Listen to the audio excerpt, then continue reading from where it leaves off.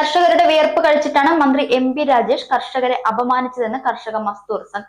ജനപ്രതിനിധിയാവുന്നതിന് മുമ്പ് MP രാജേഷ് നടത്തിയ സമരങ്ങൾ പത്രത്തിൽ പേരും പടവും അടിച്ചു വരാനായിരുന്നോ എന്ന് വ്യക്തമാക്കണമെന്നും BMS ജില്ലാ ജനറൽ സെക്രട്ടറി S രാജേന്ദ്രൻ.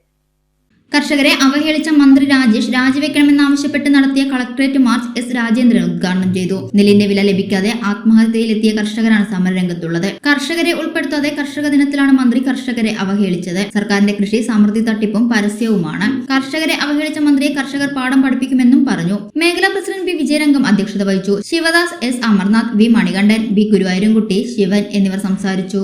ഒരു വർഷം 2 സീസണായിട്ട് കാർഷിക മേഖലയിൽ വിളവെടുത്ത് സർക്കാർക്ക് നെല്ലളന്ന് കൊടുത്ത് അതിൻ്റെ പണം കിട്ടാതെ നിരവധി കർഷകർ ആത്മഹത്യ ചെയ്യുന്ന വക്കിലാണ്. ആ വേളയിലാണ് ഇത്തവണ 2025 കർഷക ദിനത്തിൽ ചിങ്ങം 1 പരിപാടി നടത്താൻ വേണ്ടി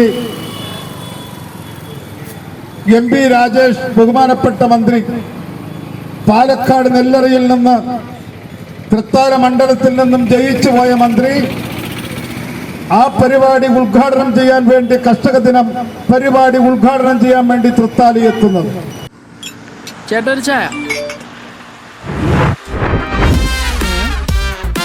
സൂപ്പർ ഫാസ്റ്റ് ആണല്ലോ.